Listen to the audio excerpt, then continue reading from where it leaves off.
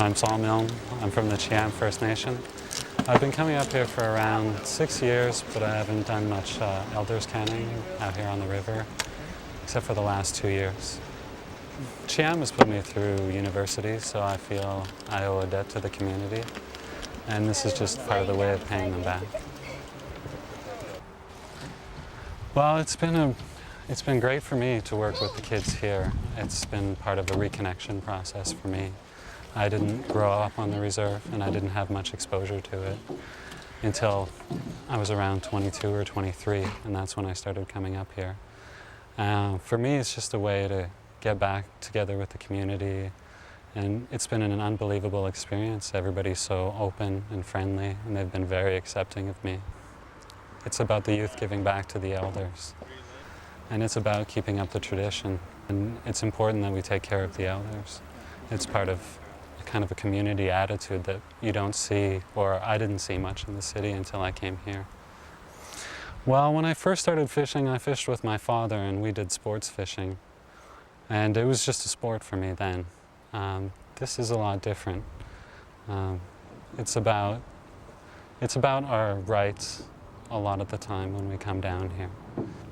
If we stopped doing this, DFO would take advantage of that, and the next time we came out, they'd close us down. It's important that we fish every year when we want to fish.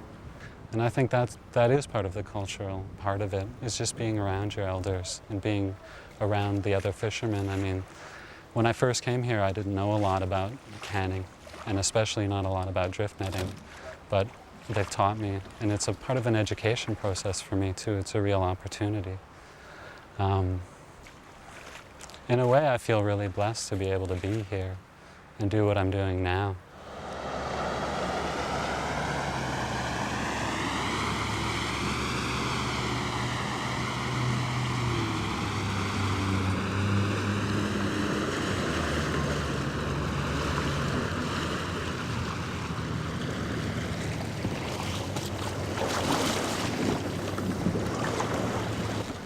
My kids are at home right now.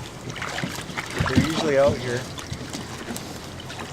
and I don't really like them out here yet because it's hard to fish them. But if there's somebody out here to watch them, I'll bring them out. And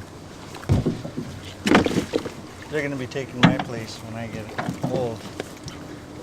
And I'll just send them out there to do my job.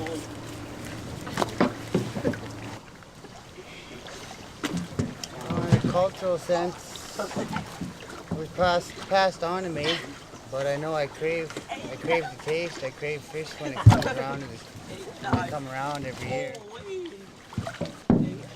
and I know we like to feed lots of people, and when they come and visit our land here, our reserve, we usually don't let them go without feeding them. It's part of our culture. We were brought up to fish, and every year we come out to fish, whether we're allowed to by DFO or not, practicing our rights. And that's what our culture is. Fishing. This is Wayne. He's one of my younger brothers. And the other one's Willie. He's my other fishing partner. He's not here today. That's his son. And we're training him as we speak right now. Giving them smaller jobs, and then as they get older, they learn more and more slowly. Well, we're Stallo, people of the river. Traditionally, we had places where we would stay all throughout the river. And I'm actually from downriver. With the changes we see today, I can come up here and fish with my friend here.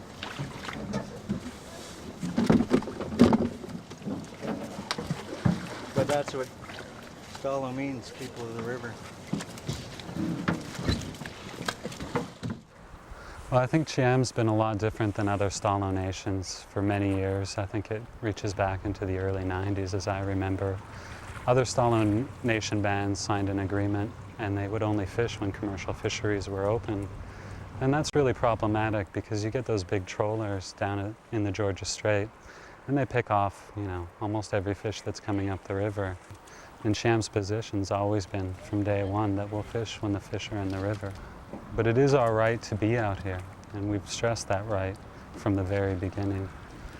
And we've signed an agreement with DFO where they won't try to approach our boats when they're in the water, and as long as the net is tended to by somebody, they won't try to pull it off. And I think that's an improvement, and I think that shows what resistance can do. It can change it. If we shut down the commercial fishery and went by the law, where Aboriginal fish come first, then there wouldn't be a problem. If DFO was really concerned about conservation, they wouldn't let logging factories put the logs in the water. They wouldn't let sewage be pumped in the water. They'd watch the mercury level. But they don't do that. And then they come over and they pick on Aboriginal fisheries, and they say it's for conservation. But it seems hypocritical, because if they were really concerned with conservation, they wouldn't let half the stuff that goes on in the river go on. I think it's really important that Cheam continues on the course that we are, so our children and their children have a strong tradition. And it's built on fishing, and it has been for thousands of years. And that brings me back to conservation, because if Aboriginal fisheries were the real problem, we would have fished out this river 1,000 years ago.